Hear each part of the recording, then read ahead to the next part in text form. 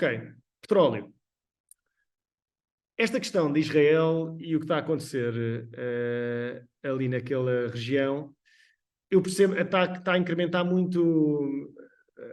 É o premium, é o risco associado à coisa de entrar no descambar, não é? O pessoal já falava na possibilidade do petróleo vir por aí acima, e se houvesse um mínimo choque, o petróleo podia ir por aí acima, e de repente tens esta questão a abrir na Palestina e Israel, e a JP Morgan até já falou em, se não me engano, $160 o barril, não é? Estava-me o António até há bocado a dizer. Portanto, é ou não é warranted que isso possa acontecer? Essa é a questão que eu ponho aqui. Como vocês sabem, eu tenho partilhado uma visão um bocadinho ao contrário daquilo que tem sido agora a dinâmica mais... Aliás, no fim disto, acho que até vamos a chegar à conclusão que possivelmente o urânio ainda pode continuar se as coisas não normalizarem no mercado energético, principalmente no gás e no petróleo. Agora, o que é que eu quero mostrar sobre o petróleo, e depois podemos voltar aqui, é que primeiro, é verdade, nas últimas semanas, se compararmos, e engraçado que a IB adicionou isto, se vocês forem à Interactive Brokers, e se forem ver o IV Term Structure, vocês conseguem comparar o IV por strike. Ou seja, o 0,0 significa que ele está a comparar o at the money strike de há 2 semanas atrás com o at the money strike de hoje. Ok? Portanto, em vez de terem aquele problema que falámos aqui numa call há 3 semanas ou 4 dos IVs mudarem porque pode haver uma movimentação ao longo da curva, não é? Ao longo deste smile, esta coisa na IB resolve este problema. Portanto, vocês quando entram no IV Term Structure da IB, vocês podem vir aqui acima, acho que há aqui definições, e conseguem, ou, não sei se é acima ou se é aqui em baixo, conseguem comparar com a mesma moneyness, que é isto, strike menos K dividido por S, em percentagem. Okay? Portanto, isto basicamente está-vos a dizer é que há 2 semanas, o preço do primeiro, vamos imaginar que o petróleo estava a 85, há 2 semanas atrás, e agora está a 100. O que ele está a fazer é está-vos a comparar o strike a 85 de há 2 semanas com o strike a 85, com o strike a 100 hoje. Não está a comparar os mesmos strikes, está a comparar a moneyness, que é a relação entre o strike e o preço. Ok? Pronto. E a IB agora implementou isto, até acho que já implementou há algum tempo, mas isto não tinha quando... Isto não é assim tão antigo, isto é relativamente recente, e portanto é uma coisa interessante de ver na term structure da IB. Ok? Pronto. Alguma questão até aqui sobre isto? O que nós conseguimos ver aqui é que o IV subiu significativamente. Okay? Portanto, enquanto o petróleo subiu 4%, desde que nós falámos aqui do petróleo da última vez, o IV subiu na ordem dos 32% para os 44%. Ok? Portanto, é uma subida significativa. Ora, vocês não saem daqui. Espera, estava aí o Manuel, não, o António. Ok. Portanto, isto mostra que a expectativa de movimento aumentou imenso. Okay. Onde é que eu estou no meio disto tudo? Eu já partilhei uma ideia convosco e vou continuar a partilhar aquilo que eu estive a estudar entretanto. E, primeiro, relatório da OPEC, que saiu a semana passada. O que é que nos mostra? Mostra-nos que, primeiro, tudo o que é money manager toca de fechar shorts e toca em long. Portanto, está toda a gente outra vez a ir long energia, na expectativa de que o mundo comece a arder e que aquela zona, que o conflito se desenvolva ainda mais. Estamos a falar acerca de está, Hedge Fund Manager, Boosted Bullish Wagers, Combined Futures,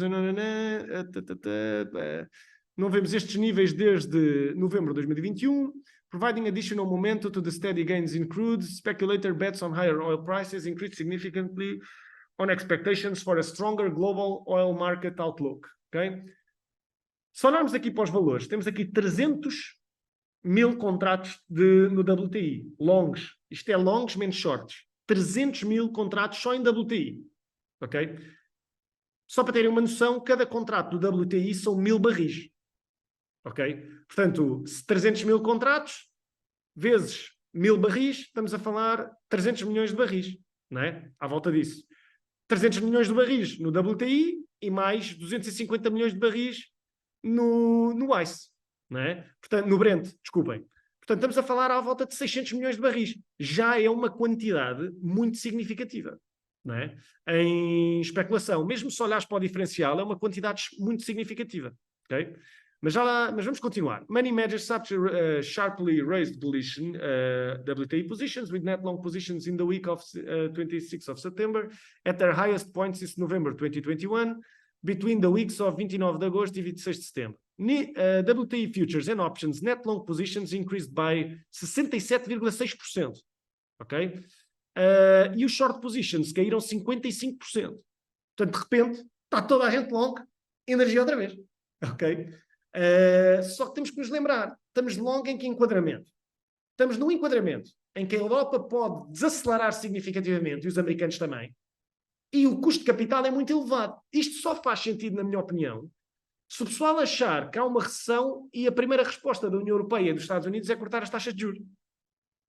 Só que se esse não é o caso, tu podes ver um cenário similar ao que viste aqui, não é? Aqui, vejam, 2008. Viemos de 150 em pouco tempo para os 50. Não é? Porque de repente tens um abrandamento gigante na procura internacional, principalmente Europa e Estados Unidos. Não é? Tens uma crise, tens os países que produzem petróleo, muitos deles precisam de gerar reservas estrangeiras, não conseguem vender a mesma quantidade de petróleo, porque a procura não é a mesma, começam a fazer mais pump, vendem mais, recebem, têm que vender a um preço mais pequeno, mas apostam mais baixo, mas apostam na quantidade. Só que depois não há procura para aquilo. Portanto, isto entra num ciclo vicioso, não é? O custo de capital é muito elevado e tu vês uma coisa deste género. Ok? Veja o Covid, na questão dos inventários e da quebra na procura. O problema desta brincadeira é que se as taxas de juros estão muito elevadas e de repente tu tens um mismatch entre a procura e a produção, não é? Basicamente em que deriva de uma má especulação ou de uma má previsão da OPEC a nível de global demand, ou apenas por falta de synchronizing, como é que se diz em português? Ou se deixam de cumprir as metas deles. Está-me a faltar a palavra em português. Ok? Portanto, é só para mostrar que os números já começam a mostrar que a conversa está a puxar o pessoal todo longo e energia outra vez. Normalmente uma pessoa tem que ter cuidado com o crowded trade, não é? É só isso. Acho que na energia, se efetivamente a coisa vir por aí acima, primeiro é técnico, eu não acho, vamos lá ver, eu não estou a dizer que o petróleo vai cair amanhã, nem daqui a uma semana, nem daqui a um mês. O que eu estou a dizer é que acho muito difícil tu teres um choque sustentado da energia para cima. Tu até podes ver um choque momentâneo do petróleo a subir 10 ou 15%, parecido ao que nós vimos em 2020 ou 2021, quando a Saudi Aramco foi atacada, ou um dos reservatórios da Saudi Aramco foi atacada, e o petróleo disparou a 15% ou 16% num dia, ou quanto é que foi, e depois logo a seguir normalizou outra vez. Ok? Portanto, não estou a dizer que não possa existir esses choques. O que eu estou a dizer é que a tendência vai ser para o unwind sempre desse choque, até cada vez mais rápido. Pronto. Porque o custo de capital é muito elevado. E se efetivamente tu abrandas, isto acaba por ser um dominó. Ok? Pronto. Portanto, aqui estão os specs do WTI. Se vocês forem à CME, vocês têm duas formas de investir no WTI. Podem ir através do micro WTI ou do WTI, okay? Que é um bocado maior. Depois há vários proxies que depois podem usar, a nível da cadeia de valor e empresas posicionadas, mas aqui o exemplo que nós estamos a dar é com o petróleo. Pronto. Aqui mais coisas. Posicionamento claramente divergiu no petróleo. Money managers estão praticamente todos long WTI, não é? Activity in key commodities. Portanto, o WTI, vemos aqui o ouro a descer, o copper basicamente no mesmo sítio, ou muito próximo de zero, e o natural gas também aqui a aproximar-se de zero. Okay? Isto é net long. Significa que aqui estão net short em natural gas, aqui estão net long em WTI. Okay? Isto é em percentagem do open interest, ou seja... João, é impressão minha ou é quase sempre onde se vê mais crowded trades? É nas commodities, tipo, nomeadamente o petróleo? Não, porque o petróleo é aquele que passa nas notícias todos os dias, não é? O pessoal, imagina, em 2020 e ninguém queria saber do petróleo, né? Em 21 estava o mercado todo a vir para aí acima, ninguém queria petróleo, toda a gente queria commodity, toda a gente queria tech. Mas pronto, entretanto, agora sim, se tu quiseres vais para o WTI, não é? A nível de energia e commodities, o mais líquido é a WTI, mas também faz sentido por causa da dimensão do mercado. Não é? Consome-se por ano, são o quê? 3 bilhões de barris, 3,3 bilhões de barris de petróleo, portanto, vê o valor, não é? 3 bilhões de barris, eu acho que são cerca de 3 bilhões de barris de petróleo por ano. Ok? Portanto, Ora, $100 o barril? é muita massa, não é? Portanto, é normal que também onde tenha mais liquidez, ok? Pronto, a seguir vemos as temperaturas a continuar a ir por aí acima, e aparentemente não querem mostrar sinais de abrandamento. Esta tendência não é nova, ok? E é mais um fator que, do ponto de vista da energia, vai continuar a pesar, não é? Pronto, isto é só para ficarem com isto pendente na cabeça. Outra coisa, oil stocks. Onde é que nós estamos a nível de crude oil stocks? A nível de oil stocks estamos mais ou menos no mesmo sítio onde estávamos há um ano, com cerca de 1.348 milhões de barris. Em relação ao trimestre anterior, visto aqui ao mês anterior, visto aqui uma pequena queda, mas se compararmos com o ano anterior, está mais ou menos no mesmo sítio. A nível de produtos, até subiu um bocadinho, mas a nível de total, e aqui days of forward cover, temos à volta de 60 dias. Okay? Isto é muito barril de petróleo em armazéns. Okay?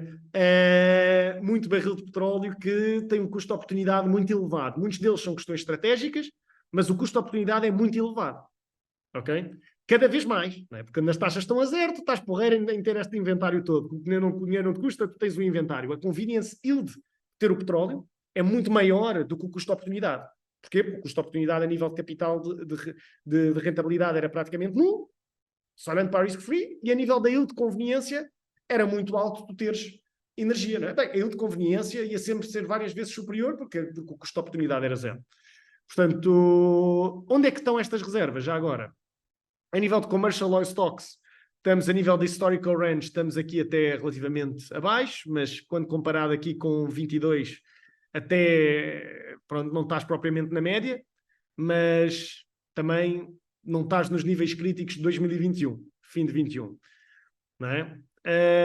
Onde é que estão estes barris? Bem, olha, os Estados Unidos têm 1.500 milhões de barris, a Europa tem 945 milhões de barris, e a Ásia tem 358 milhões de barris. Eu acho que aqui tem a distribuição um bocadinho mais abaixo.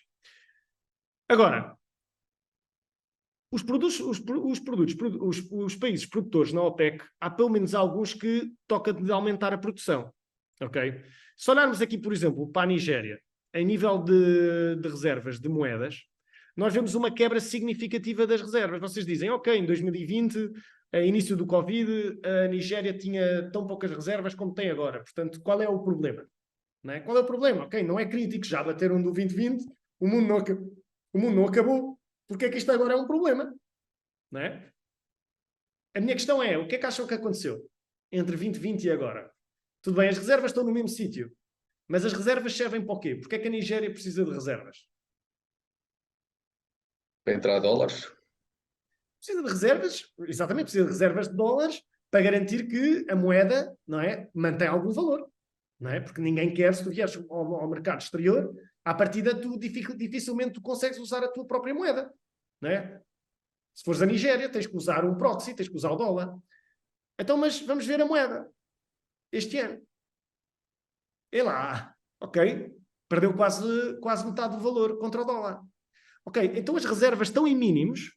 As reservas estão em mínimos em setembro de 23, mas a moeda desvalorizou metade.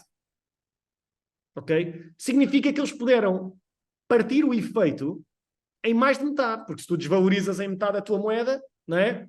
Tu consegues poupar, assumindo que tu consegues poupar esses dólares, certo? Tu desvalorizas a moeda, tu consegues poupar os dólares, certo? Porque a pressão é mais pequena, ou seja, tu quando a pressão começa a sair, tu estás a desvalorizar a tua moeda, certo? Tu desvalorizas a tua moeda para tu não gastares tantas reservas, porque não se esqueçam que isto é um câmbio fixo. Se é um câmbio fixo, em que tu dizes, a Nigéria aqui dizia, nós para cada dólar damos 450 Nigerian Naira. E a seguir dizem, não. Para cada dólar agora damos 850 Nigerian Naira. Tu estás a tirar a pressão do PEG. Certo? Estás a tirar a pressão do PEG. Mas mesmo assim, a moeda conseguiu estar a bater mínimos de 2020. Ok? Lembrem-se que a Nigéria é um grande produtor de petróleo. Já lá vamos a seguir. E mais um exemplo. Angola. As reservas a virem por aí abaixo, a caírem cerca de metade, de 35 bilhões para 13.900. Ok? Portanto, caiu para metade as reservas de dólar. E o que aconteceu à moeda? É lá. Ok? Também está com um problema grave. Certo? Portanto, estes países estão com dificuldades e tiveram que desvalorizar. Portanto, a minha questão é, até onde, até estes gajos terem que começar a aumentar o output? Vamos ver, ok, Angola aumentou o output no último trimestre, subiu de 1000 para 1100, isto são 1000 barrels, portanto 1 milhão por dia para 1.137.000. O Irão subiu de 2.500.000 barris para 2.990 barris. A Saudi Arábia desceu significativamente, é basicamente quem está a equilibrar aqui a coisa. A Venezuela subiu um bocadinho e a Nigéria, onde é que está a Nigéria aqui? Nigéria subiu está de 1.347 para 1.266. Ok? Mas desvalorizaram muito. E neste momento, se compararmos com o atual, está a 1.390. Portanto, principalmente nos últimos 3 meses, a Nigéria começou a aumentar significativamente o output diário. Ok? Portanto, e neste momento, a nível de produção de petróleo, já vimos de 27,358 milhões de barris na OPEC para 27,755. A questão é, onde é que isto vai parar? Certo? Com o conflito daquele lado do mundo, e tu precisas de dólares e de mais receitas para financiar o possível conflito, não é? Tu tens de continuar qual é a única coisa que nós aceitamos de lá, daqueles países da OPEC, maioritariamente? É petróleo. Certo? Portanto, tu queres mais dólares, só uma coisa, ou o petróleo sobe, ou tu vendes mais barris. Não tens grande hipótese. Certo? Portanto, a questão é essa, é até que ponto é que o enquadramento atual, não só as taxas de juros já estavam a partir o mundo todo, tu agora ainda por cima estás a meter esta instabilidade geopolítica à volta dos grandes produtores. Porque vamos lá ver, o grande risco, a China basicamente o que produz se consome, portanto é importadora de energia, a Rússia está atada ao pescoço com a Ucrânia, e só tens que... A África sempre teve destabilizada, aqueles gajos, os ditadores africanos destabilizam aquilo se o petróleo não está alto, aquilo está destabilizado, ninguém tem que ir lá destabilizar aquilo, entre aspas, e portanto só te fica a faltar uma equação, que são aqueles países daquela zona da Ásia, que na prática estes membros da OPEC, que na prática acabam por gerir, pelo menos a Arábia Saudita e alguns destes países, gerem um bocadinho melhor a questão das reservas internacionais. Mas mesmo estes países, tu começas a gerar um conflito geopolítico ali, como é que fazes? Não é? Vais ter que aumentar as tuas reservas, não tens hipótese. Vais quê? Vais tentar transacionar noutra moeda que não seja o dólar? Que alternativa é que existe? Digam-me. Rússia? Não. China? Não. Europa?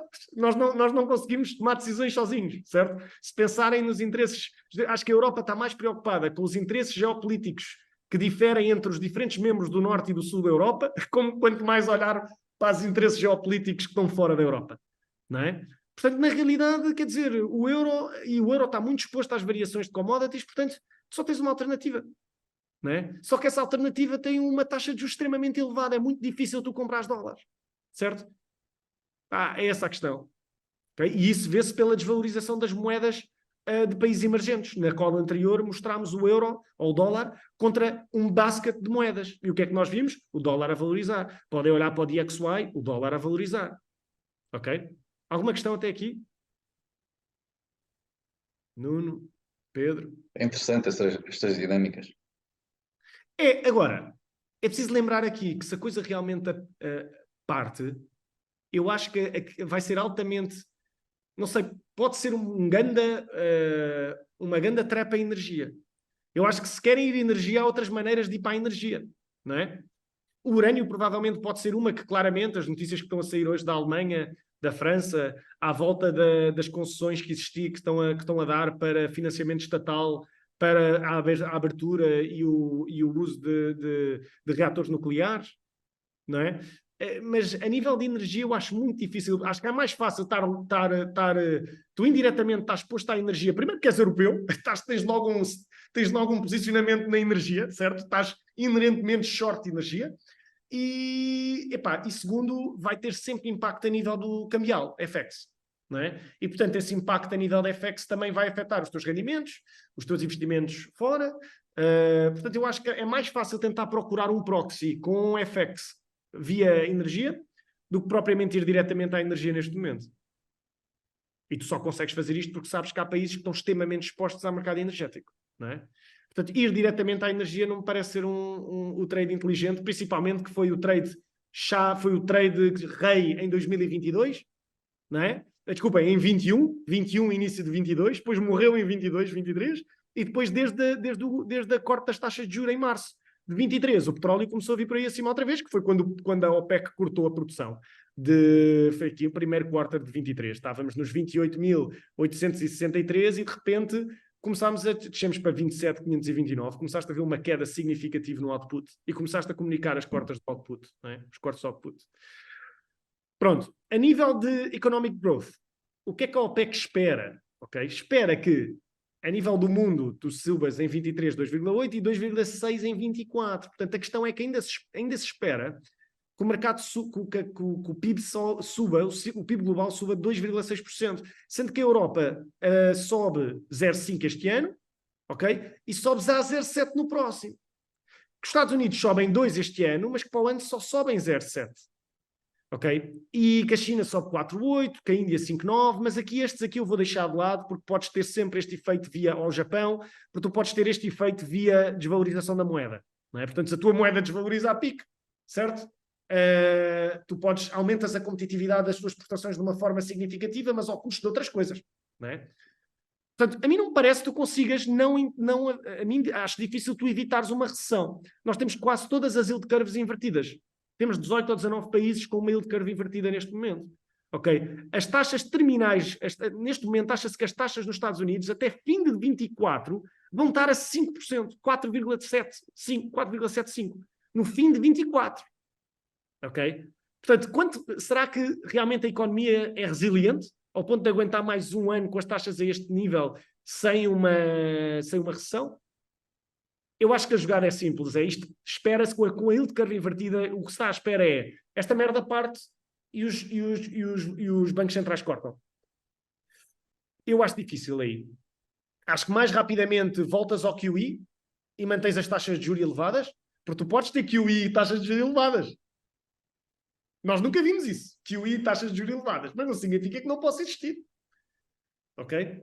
Aliás, vimos uma espécie disso com o que o Fed fez para salvar a banca regional americana, certo? Eles não chamam aquilo QE, mas foi uma linha que abriram para injetar liquidez nos bancos regionais, que fez disparar o balanço do Fed, mas as taxas já estavam relativamente elevadas. Certo? Agora, uma vez, eu já vos disse isto uma vez, que é, aquelas perdas não realizadas não vão desaparecer. Elas estão lá. Certo? As perdas não realizadas estão no balanço, tu podes dar o dinheiro que tu quiseres. Tu estás a resolver uma crise de liquidez. Tu estás a resolver o problema da insolvência. Que é, as pessoas vão levantar... o problema de liquidez. As pessoas vão levantar dinheiro e tu não tens o suficiente para dar às pessoas se tiveres que liquidar as posições. Ok? O Fed resolveu isso. Só que a resolução não resolve as perdas no balanço. Certo? As perdas no balanço estão lá. O custo de oportunidade de capital está lá. Portanto, ou és comprado ou és liquidado. Não há, ou abres falência. Como é? Vais conseguir... O tempo passa e tu estás a realizar aquelas perdas. Não é? Não pode. Pronto. A não ser que tu consigas não pagar depósitos, não pagar nada, só que se não pagas depósitos aos teus clientes, o que é que acontece? O teu cliente vai embora, pede o levantamento, tu tens que ir ao FED pedir dinheiro e às tantas isto é um ciclo vicioso. Certo? Portanto, tu podes não passar o depósito para o cliente final. Só que se o cliente final consegue mudar para um produto Apple, ou o Apple Card, ou outros intermediários financeiros que te dão o deposit rate, morreste. Certo? Os grandes bancos, apesar da JP Morgan ter valores absurdos a nível de unrealized losses, e a Morgan Stanley, por exemplo, o que acontece é que a deposit rate está todos os dias a capitalizar o negócio. Não é? Como a banca portuguesa, que todos os dias que vai receber o deposit rate do Banco Central Europeu sobre excesso de reservas, não é? Está a fechar o buraco que à partida vai ter de unrealized losses, seja em paridades, seja mismatch de duration. Não é? Pronto. Portanto, estamos a ganhar tempo. Basicamente é isto. Ok. A nível do world demand, espera-se, vemos que aqui a Europa, por exemplo, em 23, tiveste aqui uma pequena quebra já. Ok? E nós já fomos os segundos a subir. Nos Estados Unidos, que os são produtores, é um bocadinho menos relevante. Vês uma pequena subida. Mas o mercado continua à espera que em 23 tu vejas uma subida na procura de 2,45% ou 2,44 milhões de barris. Ok? De crescimento. A nível de 2024, também se espera mais um crescimento de 2,2%. Portanto, eu percebo, com estas estimativas, eu percebo que o petróleo se mantém onde está. Mas se tu tens um choque, tu vais ter que ajustar o teu output. E a questão é, será que estes países que produzem petróleo estão dispostos a baixar o output? E conseguem sequer baixar o output no enquadramento macro em questão? A minha opinião é que não, e por isso é que já tinha partilhado até aquele boneco. Já vou mostrar aqui a seguir, só para nos relembrarmos a memória. Okay? Isto é a OPEC Crude Production e a procura por OPEC Crude. Portanto, o que nós vemos agora é que a produção até está um bocadinho abaixo da procura, no terceiro trimestre de 23. A Supply and Demand Balance for 2023, ok? E era este que eu vos tinha mostrado da última vez, que é, mais uma vez, um dos cenários que eu acho que provavelmente vai acontecer, e, aliás, o que nós estamos a ver neste momento ali já é isso, é a Arábia Saudita a pedir calma, o Irão a dizer não calma, e de repente o Irão não calma, a Arábia Saudita calma, e às tantas, onde é que está a Unity, não é? Quer dizer, como é que tu consegues manter a Unity se a nível do conflito que estamos a ter agora não há enquadramento nenhum ou não estão alinhados, não é? Não pode ser. O Irão vai se meter em guerra com os Estados Unidos e com Israel? Como assim? Não aumenta a produção, não aumenta o output de petróleo? É isto. Portanto, eu estou a desvalorizar um bocadinho o enquadramento atual, eu não estou com isto a dizer que o petróleo vai começar a cair amanhã, daqui a um mês, só estou a dizer que neste momento o nível natural é para existir pressão. É só isso. Mais nada. Claro que podem dizer, epá, não, mas entrarmos num cenário de inflação generalizada. Epá, pronto, aí não é só o petróleo, é tudo o que é ativos, valoriza. Não é? Mas eu acho muito difícil ter inflação generalizada sem o Fed e o ECB mexerem para baixo significativamente. Aliás, se tu começas a permitir bankruptcies, tu vais destruir dinheiro no mercado. Certo? Já falámos sobre a destruição de dinheiro. Lembram-se daquele exemplo que uma vez partilhei aqui do Twitter de um gajo pagar a dívida, tu deves-me 20, eu devo-me 20, eu devo 20, e é um círculo, e um gajo paga 10 ao outro, o outro paga 10 ao outro, e no fim, com 10 euros, tu pagaste a dívida de 20 de cada um deles. Certo? Por causa de Fractional Reserve Banking. O que acontece é que quando uma empresa entra em falência, não é? Tu destruíste aquele dinheiro, aquele capital desapareceu. Certo? Pronto. E isso gera um abrandamento também. Ok. A nível de inversão de yield curves, nós temos aqui já uma data de países com yield curves